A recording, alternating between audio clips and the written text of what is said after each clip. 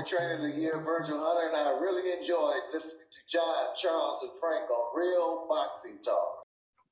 Frank is awake. It's so far.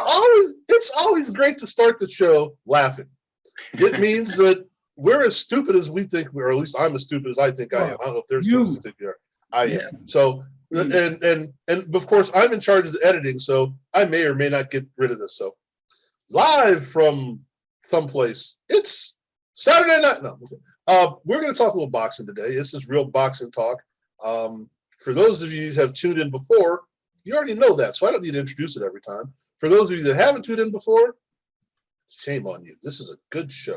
You should watch this every day, twice a day, and then take it on the weekends and watch it 4 times a day.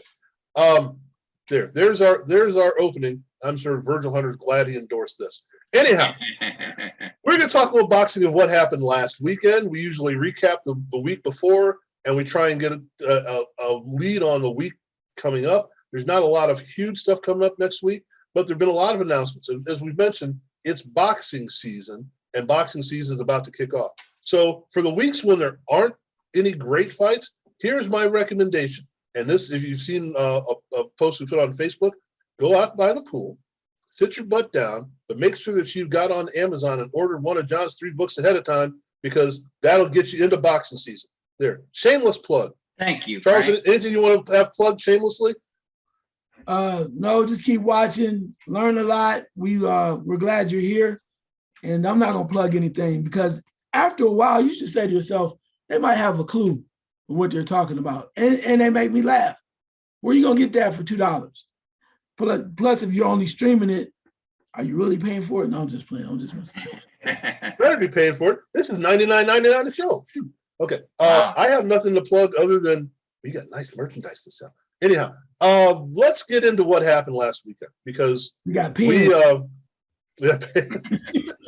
that depends on what you're looking at. We danced around, or at least John said he danced around part of it. I don't think he did, but he did. We made fun of the guy's name, which we're gonna have to figure out what his name is, because he won the fight, and the outcome of the Berchelt Nakathila fight. I'm gonna use the T instead of the Thelia because it still sounds dirty to me. Anyway, John, what did you see that we didn't see watching this? At least I didn't see watching the fight, because I had it peripherally on another TV. Well, it was one of those fights where in the first round, just like with Valdez and Berchelt, I went, well, actually before the fight started, I thought Berchelt, because I went and wrote something about it just recently, just posted it today, I think. Berchelt looked way too confident. Valdez was really determined. And that's dangerous. You don't be too confident. You can be confident, but don't be overconfident. He looked overconfident. He was laughing. And even before the bell, he didn't look quite right. Like, all I got to do is just land a shot and this fight will be over. Well, this time, Berchelt looked very tentative in the first round. And Nakathila, whatever you want to say, he looked like the confident guy. He was the guy. And I wrote it in the first round that Nakathila banked it. You know, he won the first round more on aggressiveness. He didn't even seem like he had any respect for Berchelt. Right. And you're talking about a guy who's a former champion. He was a champion for almost 5 years, 34 knockouts, moving up though. And that was the thing we should have addressed last week, because we didn't know exactly how it, and that's what I said about dancing. I went back and watched myself just to see, and I did say 2 or 3 times that we don't know how he's going to be after getting knocked out. We don't know. You never know. Some guys recover, some guys don't. They're never the same. Makki Saad Muhammad got knocked out by Dwight Muhammad Quali. He was never the same. Now, it wasn't just because of that loss. He had been in a lot of brutal wars, but that did him in. Berchelt, and then in the second round, his balance didn't look good. And that's always an indicator that a fighter might be past it. He wasn't responding. His reflexes were, so you must not have been watching too close, Frank, because he lost the first 6 rounds and he got knocked down by a jab. Yeah. Very, very bad to get knocked down by a jab. I mean, he ran right into it, but he still went down. So it was a dominant, and that's why I put batters, because then Berchelt made one attempt to come back, and that was gutsy. I admired him for that. I mean, his heart is as huge as Vegas. You know, he threw a big sweeping left hook, and hit Nakathia, and he went, you could see he went, oh, okay. So there, Got a little fight in you, but that was it. And then it was good they stopped it because he wobbled to his corner. He staggered to his corner. And you got to remember what happened to this man 13 months ago. Right. I mean, we want these guys to have brains when they're done. We don't want them to be walking around talking to walls. And that's why boxing is so brutal in a lot of ways. But somebody's got to save these guys from themselves, because he said, well, I was really surprised they stopped it. He also said he'll be back. Mm. yeah. So yeah, it was hard. It was hard to see. It's always hard when a guy. And see, the thing is too is that he was a monster. That's why I wrote this article. He was a monster. Everybody was talking about how great he was. We were all talking about it. Now, Right. well, not all of us, but we were all talking about how good he was. But we were wrong. Obviously, he was good, but he wasn't that good. So we overrated him, and he came down. And then the other thing I thought of real fast, Frank, is that, and Charles, that Nakathia fought Shakur Stevenson too. Mm. What happened in that fight? Shakur, he said he was running the whole fight, and Andre Ward said, I don't like that. He said, you have to make any excuses, man. He goes, you got to adapt to a different style. Don't be telling me he was running. It's like Andre got mad that he said that during the broadcast. It's true. So we underrated Nakathia. We maybe overrated Burchell, but Nakathia, he had total belief in himself, and he went out there and did the job, and Burchell was shell-shocked. Well, Terrible. I think it's more, and you're right about most of that. I think actually pretty much all of it. But I think, yeah, well, okay, give credit too. But also, I think that we underrated Valdez for one thing, and then and as you mentioned, we underrate the damage that does to somebody. And each fight you're older. Each fight you have more wear and tear on yourself. Each fight you've taken more punches. Each fight you throw more punches. Each fight there's more stress on the shoulders and arms, hands, blah, blah, blah, blah.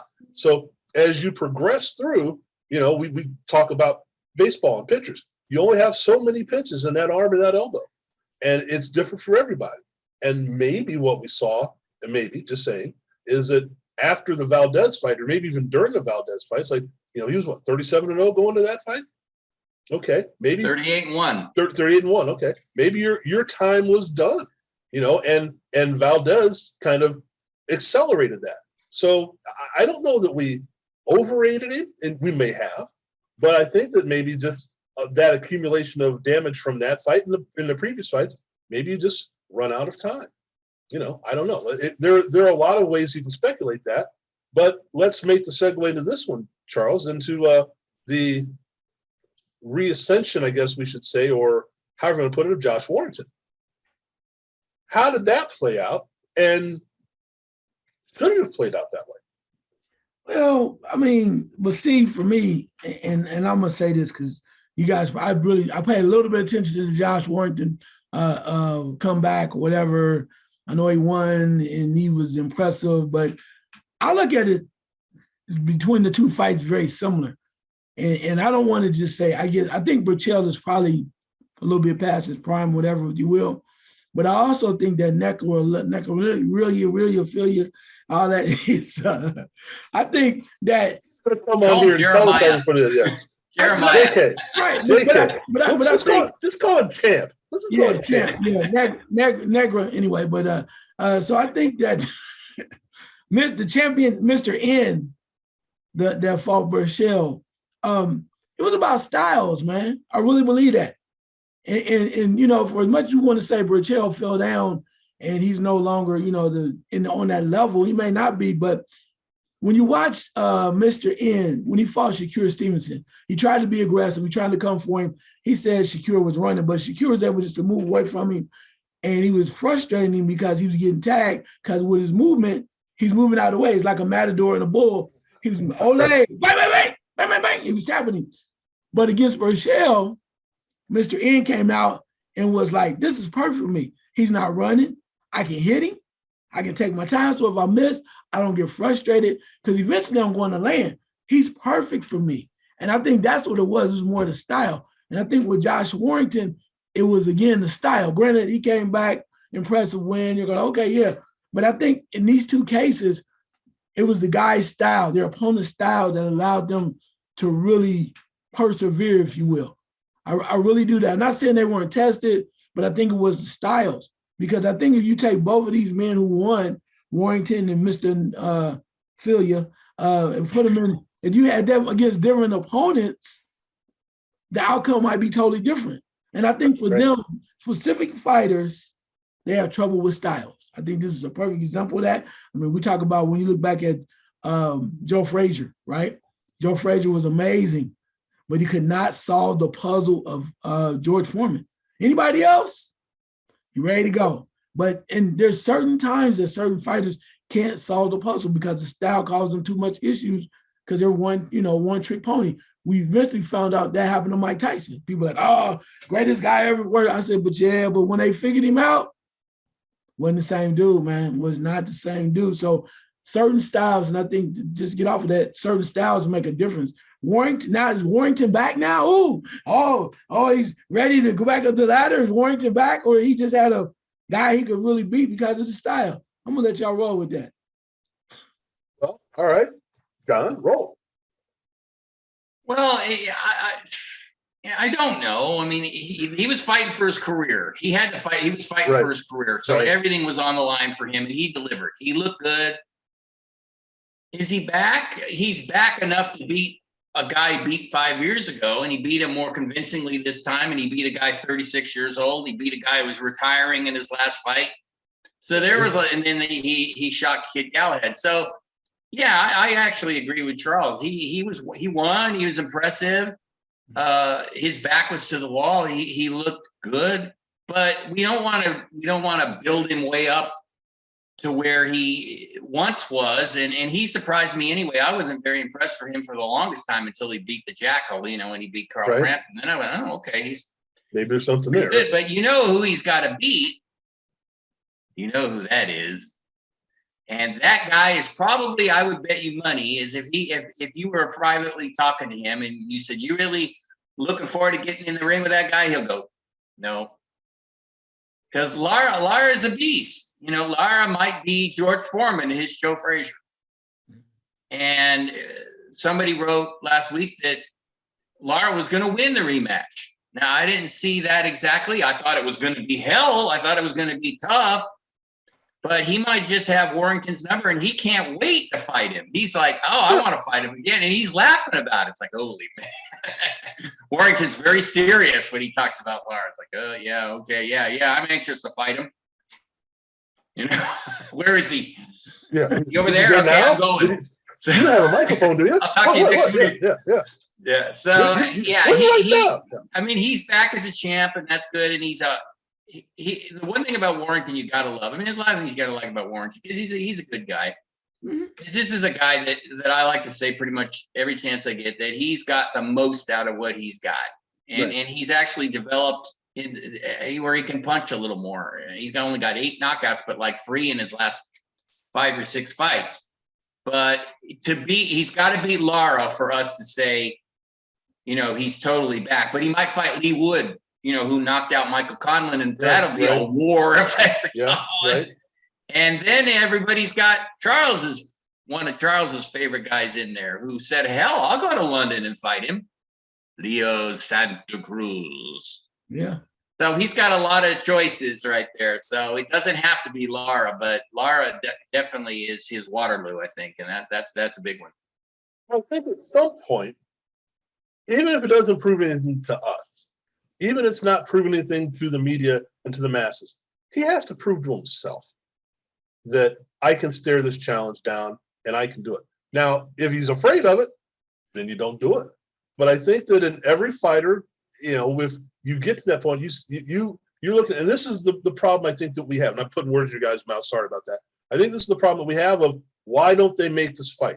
Because at some point, the fighter has to say, as Charles mentioned with Pacquiao and Mayweather, I want that guy. And at some point, the guy that beat me, I want him back. Now, the guy that beat you might say, I don't need you because I already showed that I beat you. But if you are the current champion, former champion, whatever, I want that guy. As Charles, or actually both of you mentioned the Rocky reference. Why do you want to go back against that guy? You kept slamming him all over the place, and he kept coming. We don't need that problem. Yeah. But the challenger's got to say, I rein back. And I don't know if Warrington is at that point, as John said. I don't think that he wants to get in the ring with Laura. That's the speculation thing. But I would think that in order to solve all problems, to clear your mind, that's what he should do. And real fast, guys, Lara should have been the one who was fighting for the title. Right. Not right. Warrington. I mean, Well, if right. it wasn't boxing, Lara deserved it. He didn't lose. Right. He didn't lose. Right. So that's just the boxing business. Look, Warrington sells tickets. And so now his defense should be against Lara, I would think. In his backyard again, like Martinez had to come. He's got all the advantages again. That's fine. If I'm Lara, I'm like, sure. That's what Lara said. I'll fight him anywhere. I'll kick your butt up and down the street, no matter what street it is. So let's do it. Yep. All right, let's look at what's coming up a little bit. And I know we don't have anything huge this weekend, but we've got some things coming up that we kind of touched on last week, and some more stuff that's been finalized and whatever. But it's shaping up for a nice next few months. And I want to touch on something real quick. I know we kind of touched on it before. I want to touch on something real quick. It's the same card. It's Erickson Lubin against Sebastian Fundora, which I think is going to be one interesting fight at junior middleweight, and then Tony Harrison and Sergio Garcia, also junior middleweight. First thing that I ask about this is that weight class. It's kind of who's running the show. Is it a Charlo? Is it this? Is it that? Who not only has the belts, but who's there? Because we've seen all these guys at one point or another put on some nice action. So, Charles, let's start with you. What do you think of I know you're big on the Erickson Lubin thing. He should be getting a shot. What do you think about that against Fundora? Because Fundora presents a heck of a lot of different obstacles for somebody. Yeah, well, part of that with Lubin is he's been trying to get back, right? He's been trying to get back to a point where he can prove that he was the guy, that prospect that we thought he was, right, before he got knocked out. So that knockout, people will never forget, right? It's right. something it's a stain on his record, but it was against a top-notch fighter. So nothing wrong with that. A lot of people, we're not going to penalize you for it. But now you got to come back and he has to show that he's ready to keep moving up, and he has. So far, he's come back looking strong after that knockout. But this is another challenge, and that's taking that step, trying to get to that next level. So before you start calling out the Charlo again and, all that, this is a great fight for him. So with that being said, I think it's a great opportunity for him to showcase, because he did that against was that Rosario Reason? Who was that that he beat? Yeah, I know exactly what you're talking about. He had the title. And J-Rock. Yeah. Was it J-Rock? Did he beat J-Rock? What was the other guy? The guy that was the going it. He beat not Hurd, not Jared Hurd. Not Jared Hurd. It's like R-E-I-S-O-N or something. Yeah, something like that. Oh, Rosario. He beat Rosario. Yeah. Rosario? Okay. Yeah. Sorry, folks. Yeah. Triple senior moment there. Sorry about that. Yeah, but when he fought Rosario, because what Rosario had done, right? Yeah, he KO'd him.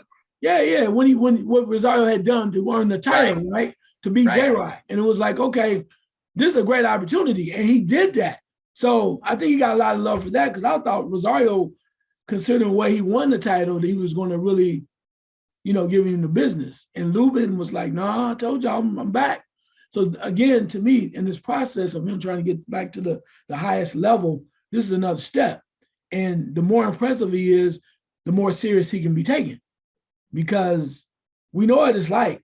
And, when you do get in the ring with the I call him the Charlo 2, you get in the ring with the Charlo 2, you're going to be thinking the same thing that you were the first time when you got knocked out. So you got to be ready. So until that time, this is just an opportunity for him to do so. So we'll see. I think it's very intriguing, as you said, see what he does and what happens. Well, and this is where we see if Fundora is really fun or if he's just an anomaly. Because I go back, and sorry for the reference, folks, I go back to Todd Day when he played at Arkansas. I was like, this guy's a great guard, but he's 6'10". It's like, no, he's only 6'6". Let's see if Fundora gets in the ring and he's really as huge and as weird and as massive and all the things that we think he is. or if he's just another large guy who, we'll see. John, what do you think? The only thing that can let Lubin down is his chin. Mhm. I think he's a better fighter. I think he's got more skill. I think he's a better athlete. I think he's faster. Fundora's chin is right there up. Right where you hit, exactly. Boy, I can't wait. It's just that he can hit hard. Yeah. And as we know, that happened to Lubin once, right, in his career. He got surprised. He came out very aggressively and got caught. I don't think he's forgot that either. So I would think he's going to take his time against this guy just to see. Because back to Shakur Stevens for a minute, our favorite guy, Jeremiah N., Shakur said that he could feel his power. So he played it a little safe after that, see? So Lubin has to be of that mindset. I think he's got to figure, look, I'm better than this guy. I can stop him, but I can't be stupid and run into something that could stop me. So I'm confident he's going to win. I'm actually surprised that Fundora's people are putting him in with him because just from the naked eye watching the both of them, Lubin is definitely a better fighter, no doubt about it. And he seems like he's in his prime where Julian Williams and Jared Hurd, those guys, J-Rock's lost a couple in a row. I don't know where Jared Hurd is. Haven't heard anything from him. So, and then Harrison. So, yeah, and then I got to throw this in. We had a junior middleweight debut in the United States by the name of Zua, Tim Zua, whose daddy, of course, was Coach to Zua, the former champion. He fights very much like his father. He looked good. Right. He got knocked down, which was like, oh, yeah, that was a shock. Yeah. But he got up and he dominated, and he is another one that's his head is too still, and he gets clipped and he got hit a lot of times. He's got a good chin. The junior middleweight division is almost like the cruiserweight division in the sense that it just doesn't get any love. Right. And it should, because they got a ton of talent. I mean, we talk about that division all the time. I don't know why that is. It's like it's a minor division between the welterweight and the middleweight. So the middleweights and the welterweights get all the love, and junior middleweight, those guys. No, those guys can fight. Yeah. So even there are a lot of them. Yeah. Sergio Garcia isn't bad either, and so you've got a lot of talent in that division. So yeah, I think Lubin. This is Lubin's moment. I think if he goes out and knocks out Fundora, he's got to get a title shot because he's next. Because I think he's right in his prime right now. And this is perfect timing. Well, yeah, and it seems to be that it's one of those fights where that card, everyone has something to prove. Tony Harrison has something to prove.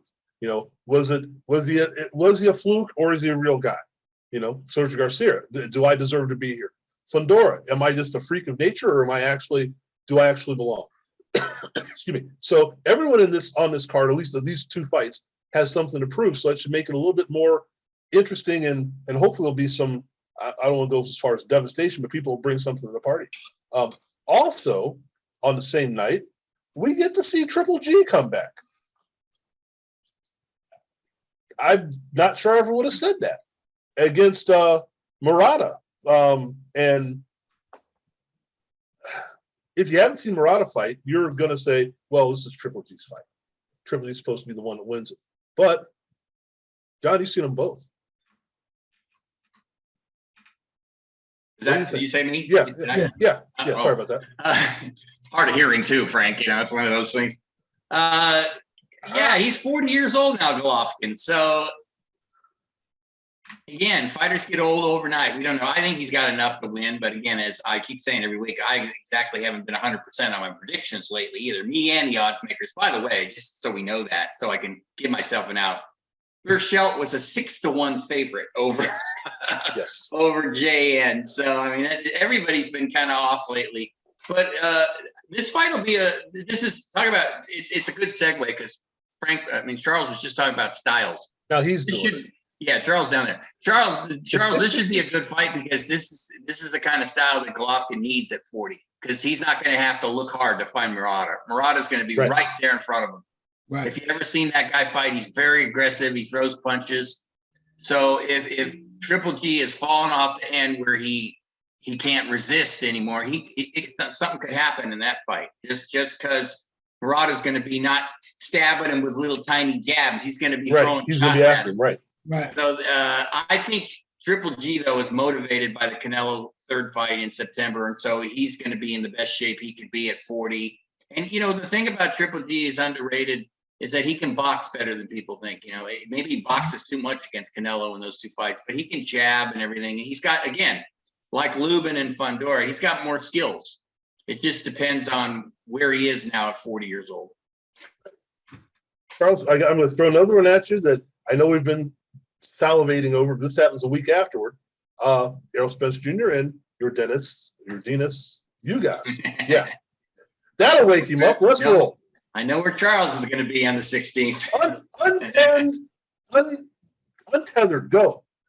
Yeah, we've been waiting on this one, man. I mean, it's one of those fights that you just hope nobody breaks a nail or, because you just want to see it and you're just afraid that something's going to happen because the way boxing has been, we've seen postponements and whatnot.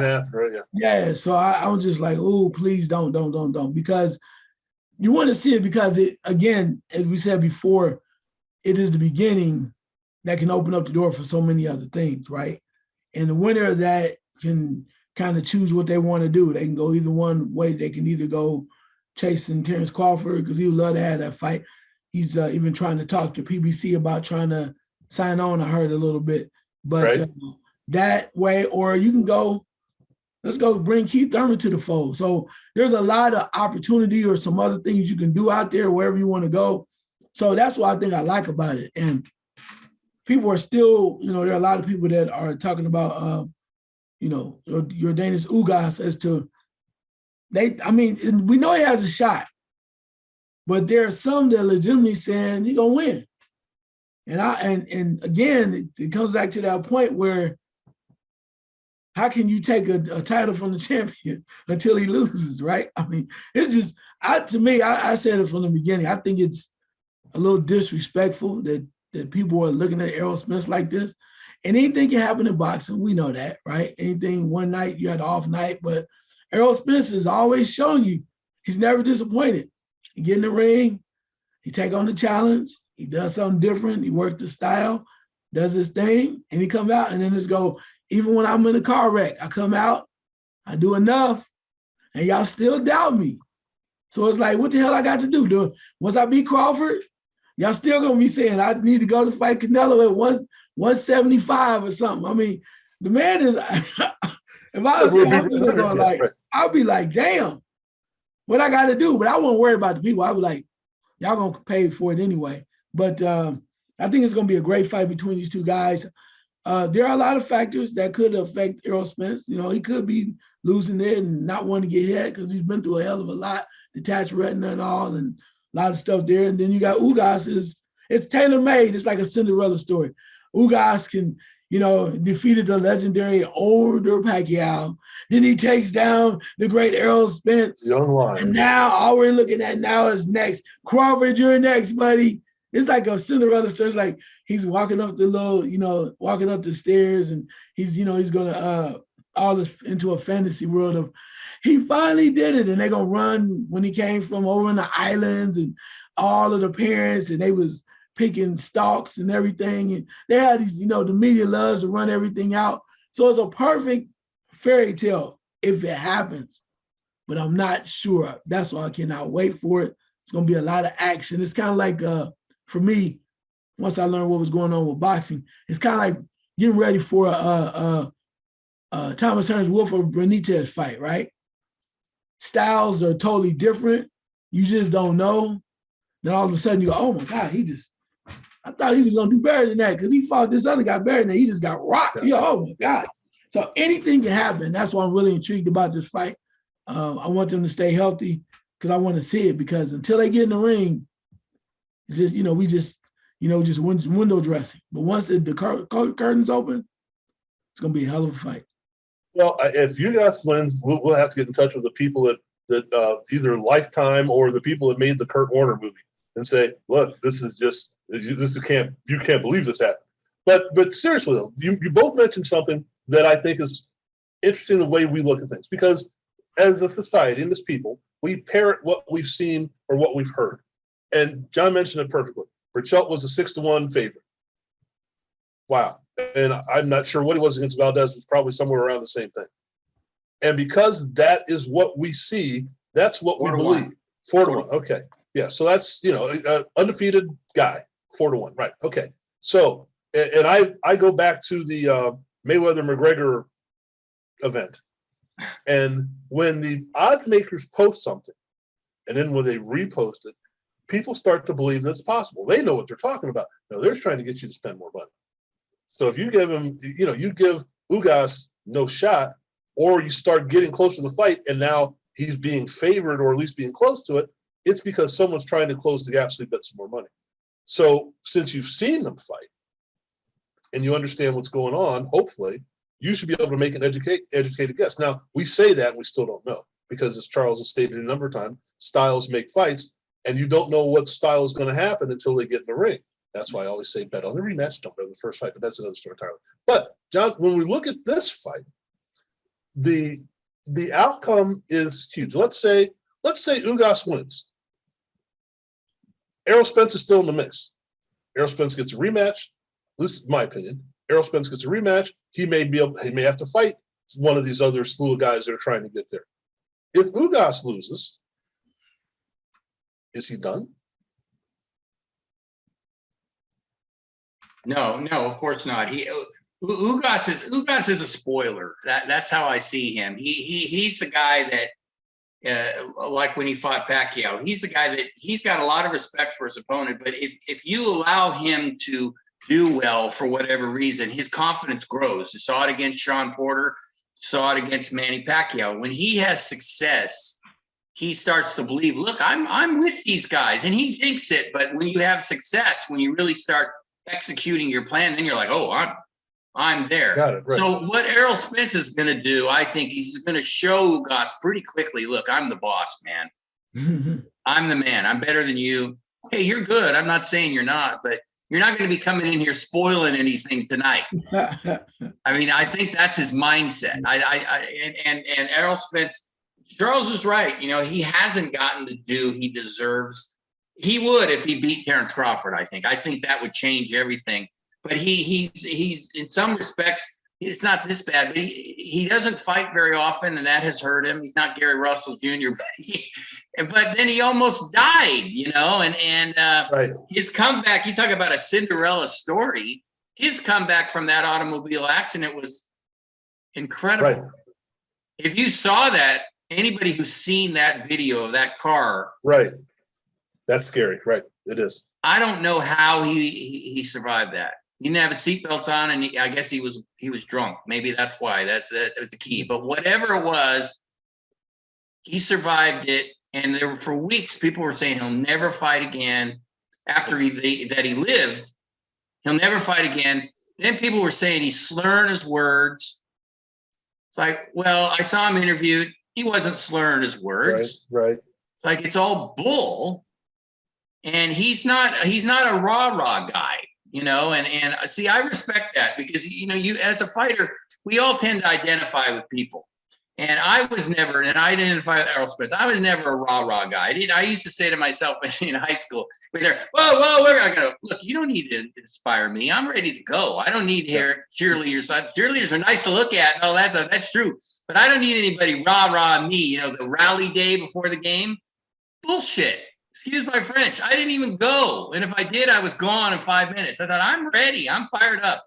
Quietly, I'm fired up, though. I'm not wasting energy. And I think Errol Spence is the same way. He's quietly intense.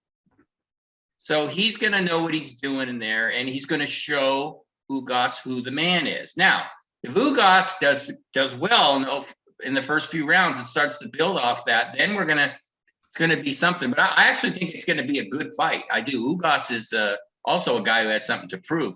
But again, Errol Spence is the guy. And answer your question, no, if Ugas loses, he's still in the mix, Frank. He's 35 years old. But if he loses a unanimous decision by like 3 or 4 points, that'll look good. That'll look real good. Now, if Errol Spence knocks him out like 5 rounds, which I doubt, that won't look as good. But he's still. If Errol's going to stop him, it'll probably be later. But like he did with Kell Brook, something like that, wear him down, the body shots. But Ugas is still there, and he's maybe he would fight Keith Thurman after that, and Errol Spence would fight Crawford. Oh God, I'm dreaming again. But it's been I know my head's spinning all over, but it's been like that with the welterweights. The welterweights have been very frustrating. Why we can't get Errol Spence and Terrence Crawford in the ring, I don't care about. I'm tired of all the excuses. Right. You know, just sign, and you guys keep talking about what Manny Pacquiao and Mayweather did. They said, okay, let's do this. Well, Errol and Terrence, let's do this. Yeah. Let's get together and do it. Stop making, they're not making excuses, but they're not making it happen. So, I mean, I don't know. I don't know what it is, but it would be nice. Well, coming up, and I agree, it would be nice if all this gets sorted out. But then what will we do if it all gets sorted out? Start talking about basket weaving? Come on, we gotta have something to talk about. Speaking of things to talk We'd about, find something. let's find something. Let's look at the next month coming up, Charles, and pick one of these fights. Just not necessarily the great fight, but something you want to comment on. All right, we have coming up next week, Golovkin Murata. Week following, Spence Ugas. Following that, Fury and White. Following that, Stevenson and Valdez. Same weekend, Katie Taylor and Amanda Serrano. Following that weekend, Alvarez and Duval. And then the weekend after that, Charlo Castano. Well, let's go a couple more weekends after that. Gervonta Davis against Romero. And then we have finally slated, put together, because of all the stuff that's happened, Kambosos and Devin Haney. So just of one of those, okay, go ahead, John. I should say one more just got officially discussed. Nonito Donaire and the Monster are going to fight again. Yeah, I didn't see the date. What's the date on that? I just June, picked that up in Japan in June. Yeah, I just picked up on that before just we like came I on. did. And the bread man, Stephen Edwards, who's a trainer, he said that Nonito Donaire is the gutsiest Hall of Fame fighter he's ever. And I'm like, yeah, or crazy. Pick your poison. Yeah, right. Yeah, and as we mentioned, as we talked about before, with Burchell, when is it too late?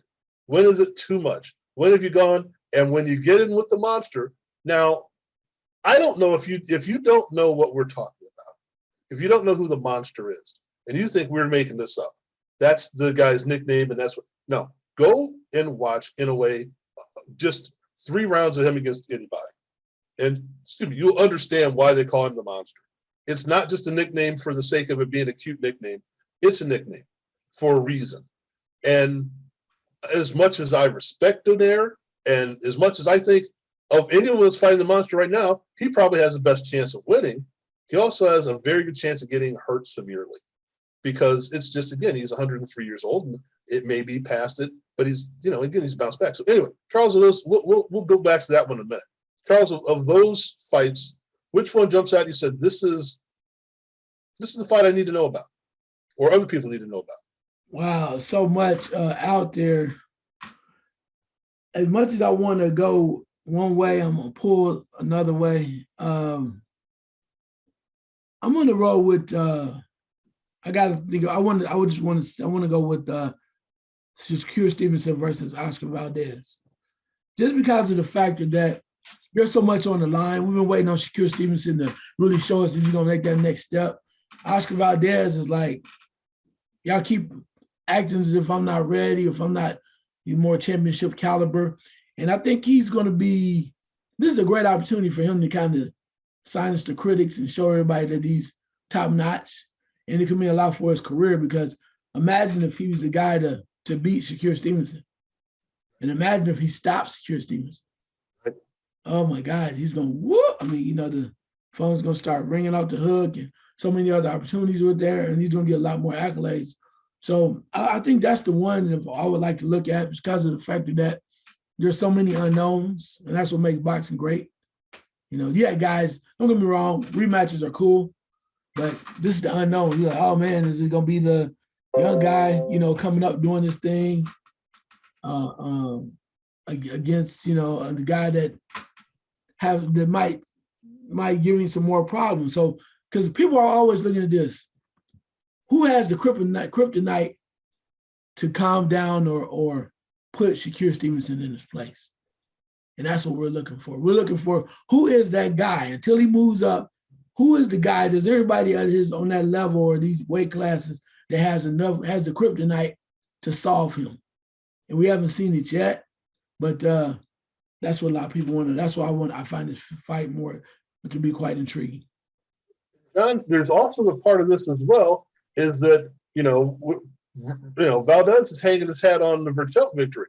Well, is that looking all that impressive now? Oh yeah, and I think he's gotten his respect. I think that got him his respect. He's top notch. But I see Oscar Valdez and Shakur Stevenson as Pacquiao and Mayweather. I do. I see the styles like that. I think Shakur Stevenson is just going to slash him up, cut him up. He'll be all swelled up. His eyes will be. He's just too clever in there. He's going to have to catch Stevenson, and plus, even with Oscar Valdez, he didn't look very good in his last fight. So is he just rise to the occasion in his big fights? He rises to the occasion, and he's going to have to against Shakur Stevenson. Right. He's going to have to be better than he was against Berchelt. Because remember, he boxed Berchelt. Well, how's he going to fight? He's going to try to box Shakur. He's going to get outboxed. He's going to have to try to outslug him, and then he's going to have to hope that Shakur, who was sensitive to the criticism before, says, okay, and then he went out and did it right in his last fight, is more aggressive, throws more punches and stands in the pocket with Valdez. Then he has a chance of clipping him. But if Shakur just boxes and moves and slips and slides and does all those things he does so well, he's going to win. He'll stop him. I'll say that without hesitation. He'll stop him. That's just the way he fights. It's going to be up to Valdez to force him out of his style. But you know what? Like I said, maybe Shakur's going to be well, he said something interesting in his interview last week. He goes, I think I'm the best fighter in the world. Okay, you say that, and you got to think that way. That's fine. Right, yeah. You say that, and you're putting more pressure on yourself. So right. if you're fighting Oscar Valdez, you're thinking, well, maybe I'm going to have to stop him to prove that I'm the best. He's never been stopped. He's never lost. So you're going to move your mindset away, just win to I want a stoppage, and that's where you could be in trouble. Where a guy like Valdez could catch him, right? But I mean, I seriously doubt it. Charles, you say something like that, and you run the risk of either sounding like you becoming Muhammad Ali or Ocho Cinco. Anyway, but it's that idea. I know it just popped into my head. Sorry, but it's the belief of what you believe is true, or belief of you're just pumping yourself up because people think they want to hear that. So okay, John, we got that one out of the way, which I think Charles picked a good one. Of the fights in the next month and a half, it doesn't have to be the best or must see, but just what's intriguing there for you? Most intriguing, I guess I should say. Well, if you'd gone with me, I would have went with exactly the same fight. That's why I let him go first. Yeah, I'm looking forward to that one. To some degree, the whole month is great for a boxing fan, unless you're trying to juggle with your girlfriend what weekends you can do. That's another story we're talking about. Definitely edit that part out. Okay, can edit that part out. So you don't need that out here. Okay, and on the same night, the weekend before Dillian White and I know Dillian White. That's not me on that show. I don't know who that masked guy is now. Dillian White and Tyson Fury has me intrigued only because I don't know about where Dillian White's head is. So that, he might get knocked out in the second round. Who knows what's going on there? But I'm really fascinated by Serrano and Katie Taylor. I am. Yeah. I've been a big fan of both of them, especially Katie. They're both classy individuals. Serrano has not gotten nearly the credit she deserves. She deserves it for sure. Can she win? Oh, for sure she can win. Katie has never fought anybody like her. Katie's a boxer. Serrano's going to be coming after her. I think that fight's going to be a hell of a fight. And I'm glad the ladies are fighting in Madison Square Garden. They deserve it. So that one has me very intrigued. I mean, it's like that with it's interesting. They're both on the same night. Valdez and Stevenson are on the 30th, and Katie Taylor and Serrano are also on the same night. They're going to make it where you can watch the first one and then you can watch the one from Madison Square Garden without them overlapping. We'll see about that. Good luck with that, right? Yeah, that has me intrigued for the month. I mean, it's a great month for any boxing fan. Well, the thing about it's now, I guess ESPN is promoting National Women's Sports Month or whatever. And, I'm at the point of, I don't care, women, men, Latvian refugee month. I don't care. Just give me something worth watching. And I think this is one of those where I don't think it's going to matter if it's men, women, or whomever fighting. This is going to be a good bout.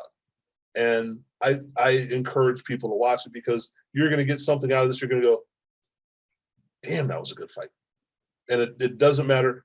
Charles, we've talked about this before. Whether you're seeing two kids playing one-on-one in the schoolyard, it can still be a great game.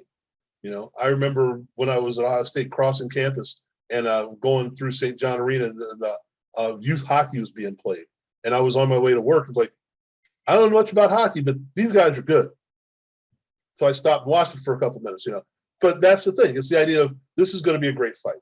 And both have something to prove. Both are trying to raise the mantle of women's boxing. But also, it's who is, because right now, I want to say that these are the two best out there. And it's who is the best. And who's going to be the one that says, look, you guys can watch what you want. You watch me and you're going to get a great show. So that's what I see from that.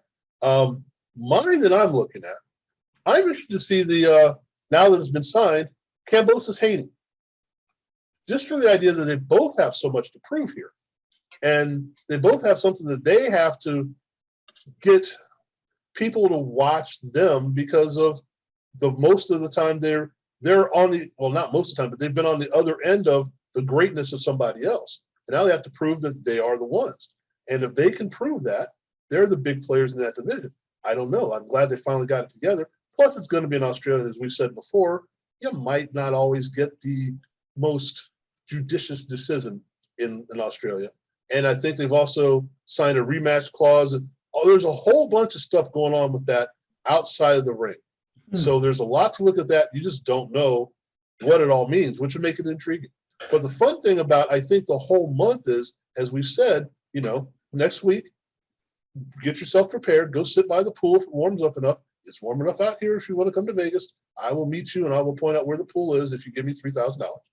And we will give you, with that, we'll give you a copy of John's book, one of John's books. You don't get all three of them, just get one of them. And you can sit by the pool with your Mai Tai, get yourself set up. Next week, it's time to get some action going. So I think we're in a great shape. Again, things are, like I said, they signed the Monster and Inoue, and Donaire for, yeah, okay, go ahead and say what you got to say about it. Man, because we can't leave it hanging. Go ahead and say what you have to say about it. I know Daenerys is a fight that we will watch, but he is getting that turning to that age that you just, for me anyway, it's like I don't want to see this.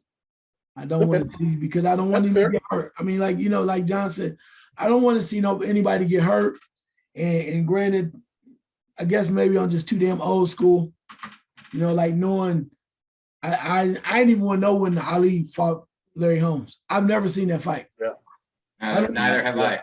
And I have, and you don't want to. Yeah. Or the Burbick fight, Trevor Burbick fight. Oh, well, yeah.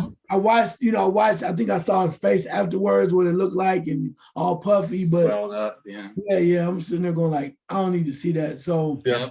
I just don't want to see anybody get hurt. I mean, you fight because you want to fight, but when you win a couple of fights against some guys that you think were maybe not on that same level, then all of a sudden it's like, oh, I'm ready to get back in. I mean, like for instance, and I'll say this one time, even though he was winning, there's no reason for Leo Santa Cruz to ever fight Tank Davis again. Ever.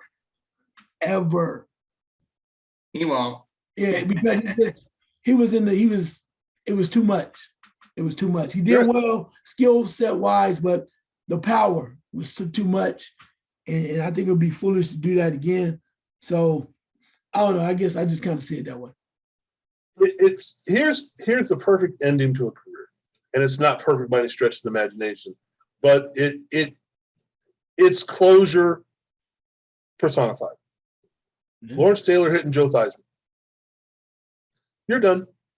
You have no qualms. I mean, it hurt, obviously, but you're done. You're not going to come back from that one. Don't bother trying. Get to the point where you can walk and do commentary and all that stuff, but you're done. And you probably should have been hanging up that season anyway. That's it. You're finished. And I'm not saying that I want to see anyone get their leg all mangled like that or whatever, but at least it's the point where you say, I don't have any more doubt about whether I can still do it or not. I don't know if that's the best example. I don't know if I said it was. I don't know if that's the best example or not, but that's, you're done. You don't have the doubts are no longer in your head, because as boxers, as we've said, their brain probably still works at that speed. It's the hands and the feet and the head getting out of the way that don't. And when you can't get out of the way, or you can't deliver, there's the opening, it's closed. But it was there last year, it ain't there anymore. And if you can't fire and you get fired upon, or you get fired upon, you can't get out of the way, and you're like, I'm sharp as a tack. Boom. That punch hit me? How? He hit me again. Wait a second. And you can't, and before you know it, boom, boom, boom. Ugh.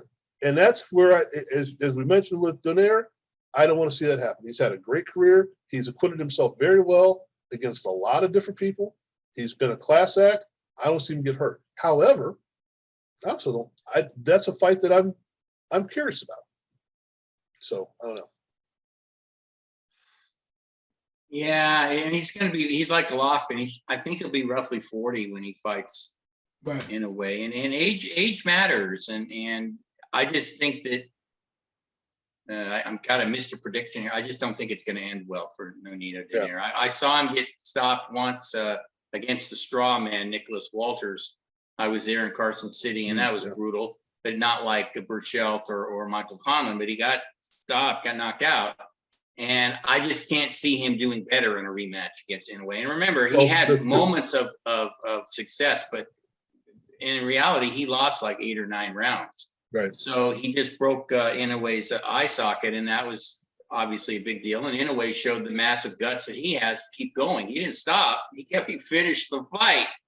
So I don't know. Donaire keeps how many more times can he dip down into that well and come up with?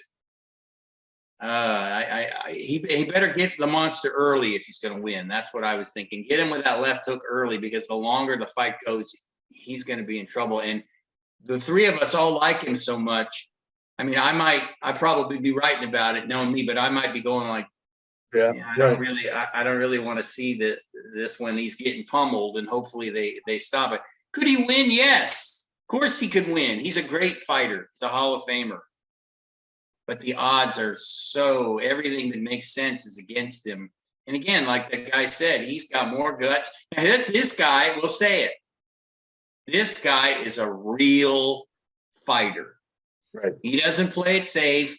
He makes decisions and fights the best out there, even if it means that he could lose. I mean, and that's what boxing was once. But that's what I hope doesn't happen to Chocolatito. I'm afraid that he could end up not at 40, but I don't want to see him going in there. Like, remember, they were talking about him fighting the monster. Right. He's younger, and he's. I mean, I don't know. The monster. You're right, Frank. What you said. The monster is legitimately a monster. He is. Yeah. He doesn't knock out everybody, but he's got heavy-handed guy, and he's technically very sound. He is no fluke. He is not overrated. He'll probably lose someday too, but right at this time, he's in his prime, and that makes it even harder for Donaire. I think what we're looking at, Charles, correct me if I'm wrong. Here's the thing. The St. Louis Cardinals just re-signed, I guess you would call it re-signed, Albert Pujols, who is, depending upon which birth certificate you're looking at, anywhere between 41 and 73. But, as long as you're not throwing at his head and he doesn't pull a hammy running down the first baseline, he's DHing. Okay. That I'm not upset with it. They can bring Babe Ruth back in DH right now. I don't really care. But this is where we're concerned about the man's safety. And should there be we'll get out of here on this one, an age limit, a fitness test, something you have to pass in order to be able to box? Yeah, but that doesn't always do it, though. I mean, because with Donaire, he's what, 38? 39. 39. Okay, so he's proven that he can fight. He came back. He went against some tough competition. My problem of it is I'm not sure there's a test, but the test has to be able. So your corner or your people have to be able to tell you it's not a good look for you. I mean, Right. you're going to continue to decline, and if you do beat him, you're almost going to have to kill yourself to do so. You know, and I think that's where the buck has to stop, because if Donaire wants to fight, there's enough people to fight. Otherwise, we can still make a couple dollars, but even if he beats the monster, what is he proving? Yeah, right. Yeah, that's my thing about it. Is if he wins, it's like, okay, I got my revenge. Okay, but now And what? retire. Right. Right. I mean, Right off to the sunset after that. Right. Yeah. I don't know. There are questions to be answered and questions to be asked, which is what we do. So, John, you got one last thing? One last Yeah, thought? I think what he does is win or lose, he retires. okay. I think that's it. I mean, obviously he wants to win and retire. That's the best way. It do a correlation with Brady. I think that's why Brady is coming back one more year. He doesn't want to retire losing. Question his motivation all you want, but anybody who's competitive knows you don't want to go out as a loser. You want to go out as a winner. Right. Donaire is rolling the dice because but just think of it, if he wins, it's the perfect time for him to get out, right? Sure. 40-year-old guy. I think he'll be 40 then in June because he's 39 now. He might be, might not be, whatever. He'll be close. Perfect. Just like Golovkin. I mean, if he beat Canelo, he'd probably retire, because that's the perfect time to go out. But they don't always think that way. That's the bad thing. Like Muhammad Ali. I'll never forget, we were talking about him. When he beat Leon Spinks, he retired. Perfect. But Right. did I believe he was going to stay retired? Right. No. No. I never believed it for a second. I never believed it. And then I heard it talk about Larry Holmes and I went, oh, Please no, no. you don't want to Please fight no. Larry Right. Holmes. And as we've said, Larry Holmes could have said, I'm not fighting him. Right. He's my friend. He's the one who gave me my break. He gave me all the chances in the world. He can talk all he wants. I'm not fighting him. No, Right. Right. that would have ended it.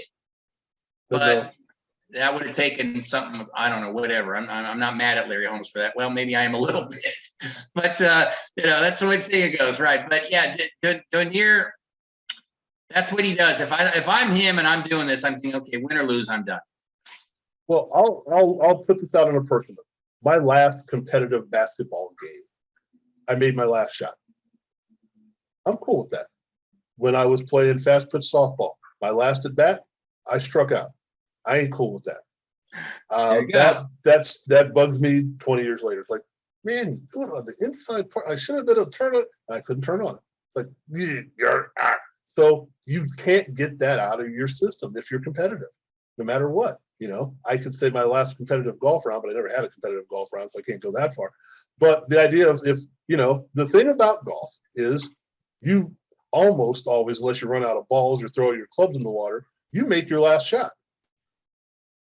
It may have taken 137 to get there, but you make your last shot. So you can walk and say, hey, made the last putt, So It's like Ted Williams, right? Frank and Charles. Ted Right. Williams hit a home run his last time at bat. How is There you that go. the best way to go out? I'm done. See ya. That would be the 41 way to years do old it. or 42 Yeah. years old or something. Yeah, that would be the way to do it. Boom, Amazing. bye-bye. Yeah. Speaking of which, folks, I think we just hit a home run on this one. So not a grand slam, bases empty, Jack. Speaking of which, baseball's back on if you haven't been paying attention. And I can now call them the Cleveland Guardians because I've seen them play and they lost. So same old team, different name. Anyhow, it's been a lot of fun doing this as always. We enjoy doing it. We think we find something different, even though sometimes it might seem to us we kind of grind over the same stuff, but I think some of the same stuff needs to be ground over on occasion. So Frank, I must interject that we must have done better this week because you did not fall asleep. So But there's Charles that, did. right, Charles? He stayed Charles awake this did, though. time. I Charles stayed awake, but Charles did. I was watching it. He dozed off for about 3 seconds. So. But see, in his defense, not mine. In his defense, one, my voice gets kind of drony after a while. But two, because it takes so much energy to deliver the scintillating conversation that he brings to the table that Right. sometimes he has to rest up to do it. Mr. Master's degree down That's there. right, That's yeah, right. yeah. A lot of thinking. He has to make sure he gets himself. Charles should be in like the this the moment. whole time. It's a like thinker. working. It's like working with Olivier. Steve Olivier that delivers pizzas for Domino's. Anyway, all right, folks, it's been a lot of fun. As you can tell, we're just a bunch of knuckleheads. So thank you very much. Come on back. And as other shows do, they tell you where they can find you, which I always think is funny because if you found us, you already know where to find us. So this is the Ultimate Sports Network. We're out of here. Get your naps. Important. Take your naps. When you reach a certain age, you have to take a nap. So. Before the show, though, Frank, not during. Oh, that's right. And this is the part Like that gets I do. edited. This is the part that gets edited at the end, right? Yeah, you're on camera taking naps. Couple times.